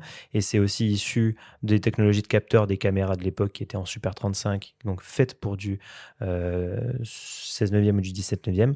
Aujourd'hui, on utilise les mêmes capteurs qui sont sur des ratios 3,5, donc on a la possibilité d'aller plus loin. Est-ce que, de manière claire, bien évidemment, tu peux définir le principe d'enregistrement en OpenGate ? L'enregistrement en OpenGate, c'est un enregistrement qui te permet de bénéficier de toute la hauteur du capteur. Avant, comme on disait, on était limité au 17 neuvième ou au 16 neuvième. Maintenant, Sur toute la largeur. Sur toute la largeur, exactement. Maintenant, on va récupérer jusqu'à 26% de hauteur dans son image grâce à cette fonctionnalité. Plus de bande noire. Plus de bande noire. Quels sont les différents critères, ou on va dire forces obscures et caractéristiques à prendre en compte dans la conception et le choix pour les utilisateurs du bon mode d'enregistrement vidéo? Alors, ça va dépendre évidemment des plateformes sur lesquelles on va vouloir diffuser ce qu'on enregistre. Je dirais que l'OpenGate aujourd'hui va être utilisé soit sur un usage artistique avec des optiques anamorphiques, soit sur un usage pratique avec l'utilisation de la totalité de la hauteur du capteur pour faire un export à la fois horizontal et vertical pour des réseaux sociaux. Est-ce que tu peux nous parler de l'intérêt de l'OpenGate quand on shoot avec des optiques anamorphiques? Lorsqu'on shoot avec des optiques anamorphiques, on a une compression de l'image qui s'opère en fonction du rapport d'anamorphose qui est proposé par l'optique. Et donc, lorsqu'on désanamorphose cette image, on récupère un peu de hauteur, mais on reste quand même sur une image qui est très très large. L'utilisation de l'OpenGate sur de l'anamorphique, ça te permet de récupérer justement ces 26% de hauteur, même sur une image anamorphique, tout en bénéficiant des flares, des bokeh et des bokeh en œil de chat. En quoi l'OpenGate a du sens pour les créateurs de contenu? Les créateurs de contenu et les vidéastes indépendants vont utiliser l'OpenGate pour pouvoir bénéficier d'une flexibilité accrue en post-production en ce qui concerne les cadrages notamment et les exports pour les réseaux sociaux ou pour un export horizontal classique. Et donc ça, c'est le cœur de cette fonctionnalité. Est-ce que tu peux citer quelques avantages et quelques inconvénients lorsqu'on shoot en OpenGate? L'avantage, je les ai cités, c'est l'utilisation d'optiques anamorphiques et le multiplateforme. C'est vrai qu'il va y avoir des inconvénients à l'utilisation de l'OpenGate. Déjà, on n'a pas d'image suréchantillonnée, puisqu'on est en pixel-to-pixel sur la totalité du capteur. Et ça va évidemment nécessiter des espaces de stockage assez conséquents que l'on enregistre en RAW ou même en MP4, même si on reste quand même sur des valeurs qui rentrent sur des SDV90, hein, mais c'est vrai que ça quand même nécessite un certain débit de stockage. Et en plus de ça, ça va ramener un peu plus de chauffe au niveau du capteur puisqu'on utilise la totalité. Et je crois que je peux même rajouter plus de temps post-production. Plus de temps de post-production. Et on peut rajouter aussi l'histoire du rolling shutter aussi, qui va être un peu plus, oui, tu as raison. un peu plus long. On l'a mentionné pendant notre discussion. Même si l'OpenGate est quelque chose de finalement relativement récent chez Canon, quels sont les modèles aujourd'hui en gamme qui proposent cette technologie? Alors, l'OpenGate est disponible chez Canon dans la gamme EOS R avec le R6 III pour les utilisateurs photo et vidéo. On a pour les utilisateurs simplement vidéo, créateurs de contenu, plutôt le R6V qui dispose également de cet OpenGate. Pour les professionnels, on va avoir la C50 et la C400 qui en bénéficient par mise à jour de firmware. Et Benjamin, en nous ouvrant un peu les chakras, quelles sont les autres marques qui proposent cette technologie? Et oui, il n'y a pas que Canon dans la vie, n'est-ce pas? Donc, citons aussi Lumix notamment, qui a initié, on va dire, qui a démocratisé cette fonction sur le marché hybride, et Fujifilm aussi, qui a d'ailleurs des ambitions assez sérieuses dans le domaine de la vidéo avec la sortie de la GFX Eterna récemment, qu'on va suivre de près et qui propose de l'OpenGate. Et on conclut là-dessus. Merci beaucoup.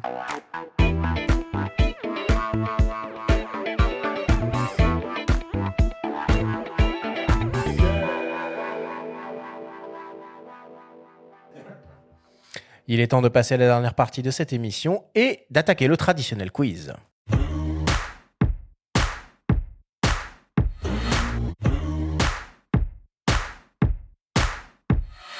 Cédric, je te le rappelle, le principe du quiz est très simple. On a reçu des questions de la part de nos auditeurs qu'ils t'ont posées via notre compte Instagram. On en a sélectionné quelques-unes et tu vas avoir seulement 30 secondes et pas une de plus, mais tu as le droit d'utiliser les 30 secondes pour tenter d'y répondre le plus clairement possible. As-tu bien compris la consigne? Allez.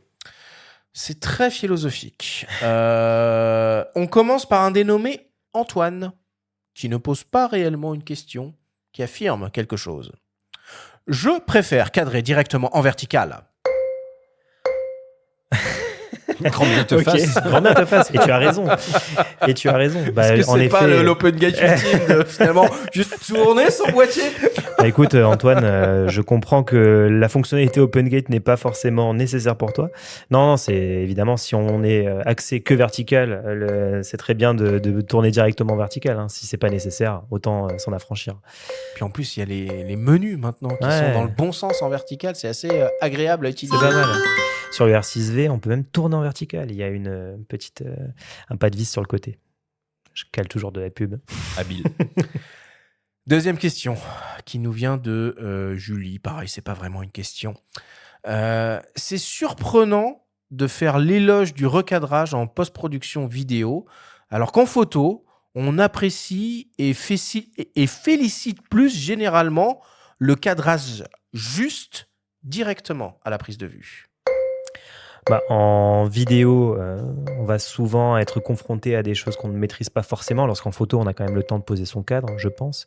Après, c'est une logique. En effet, zoomer dans son image en vidéo, c'était jusqu'alors impossible de le faire avec des capteurs trop définis, enfin pas assez définis. Du coup, je reviens sur l'avantage d'avoir un capteur plus défini pour pouvoir zoomer dans sa vidéo, mais par ça, je vois pas trop ce que je peux rajouter. Non, mais après, moi, je tairai les noms, mais je connais beaucoup de photographes qui recadrent Oui, à en volo, plus. en post-production, En plus. qui regardent mais- pas forcément les réglages et qui font que du RAW. Là, on touche pour moi à la quintessence de ce qui fait un vidéaste ou ou un photographe, et je suis d'accord avec toi, les photographes aussi recadrent. Bien sûr. Enfin, ouais. Donc après, bon voilà, c'est... Troisième question qui nous vient d'un dénommé Franck. Est-ce que les prochains boîtiers Canon seront systématiquement déclinés en version V pour vidéo? EOS R5 3V, EOS R8 2V, EOS R7 2V, voire même un EOS R3 2V. Bah, c'est... Alors choisis lequel va sortir en premier si tu veux, peut-être pour structurer ta réponse. Mais là, Ouais, tu bah prends ouais, tes carrément. habits d'oracle. Voilà, je vais prendre le EOS R10V du coup. Je rigole. Non, bah pas forcément. Je pense pas que c'est la vocation. Je pense qu'il faut juste apporter le penchant vidéo des flagships de la marque, toujours dans un esprit de nécessité et de besoin. Enfin, est-ce que demain on a besoin d'un R7V? Si on en a besoin, pourquoi pas, mais sinon je vois pas pourquoi. Étienne se demande si l'OpenGate est le futur standard en vidéo. Alors, standard de diffusion, non. Parce que, à mon avis, on n'aura pas des télés en format 3,5 demain. Voilà. Et par contre, en standard d'enregistrement, bah, encore une fois, ça va dépendre de l'usage et du besoin, quoi. Donc, je pense que pour une catégorie de vidéastes, ouais, ça va devenir quelque chose. À partir du moment où on pourra faire de l'OpenGate 120p sans crop, parce que ça va être ça, hein, le plafond de verre a dépassé. Mais ouais. Et la flexibilité des fonctionnalités, peut-être, C'est ça, ouais. comme on l'a entendu, si on peut déplacer Ah ouais, le cadre avec de l'autoframing. pendant de l'autoframing aussi, pendant l'enregistrement. Pourquoi pas? Terminer une question de mes soins, la question qui tue.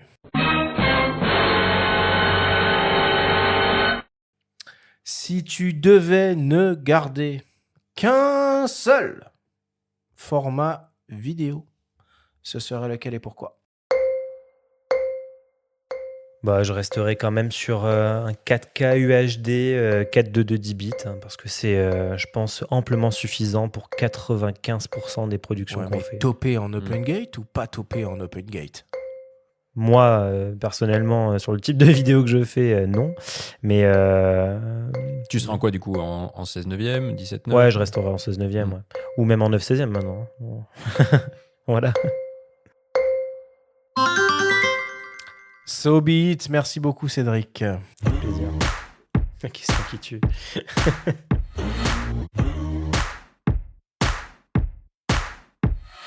C'est désormais la fin de cette émission. Cédric, un immense merci d'être venu de nouveau à nos micros pour parler de ce sujet ô combien technique et pas forcément hyper simple à appréhender et à comprendre. Quelles sont les actualités de Canon en ce moment ? Donc, merci Arthur et Benjamin pour l'invitation. Toujours un plaisir. Donc, l'actualité chez nous, en tout cas moi sur Cinéma EOS, on va être partenaire du festival de Biarritz Nouvelle Vague. Donc, j'y serai sur toute la semaine. Deuxième ou troisième édition pour vous ? Deuxième. Ce sera la 4e édition du festival, mais nous, ce sera notre 2e édition en tant que partenaire technique. Donc, j'y serai.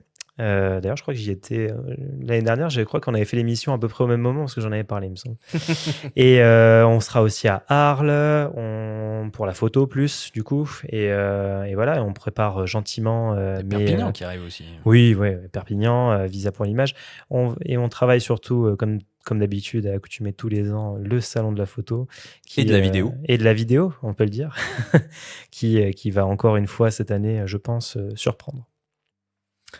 Merci beaucoup. La semaine prochaine, il sera question de photos de voyage en compagnie de la photographe Marie Bouiron. Merci à tous de nous avoir écoutés. Prenez soin de vous et on se retrouve la semaine prochaine.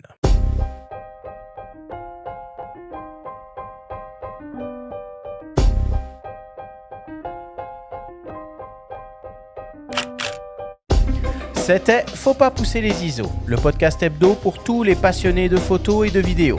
Toutes les semaines, retrouvez Arthur Azoulay, Benjamin Favier et leurs invités pour parler de sujets matos, techniques et inspiration. Cette émission vous a été présentée par Canon et sa gamme de caméras EOS Cinéma pour une qualité d'image exceptionnelle et un contrôle créatif illimité. Abonnez-vous à notre chaîne et retrouvez l'intégralité de nos émissions depuis toutes les plateformes d'écoute comme Spotify, Apple Podcasts, Deezer, Amazon Music et YouTube. Si vous aimez notre podcast, n'hésitez pas à liker, à vous abonner et à nous laisser un petit commentaire. Rendez-vous jeudi prochain pour un nouvel épisode. D'ici la fête de la photo et n'oubliez pas, faut pas pousser les ISO.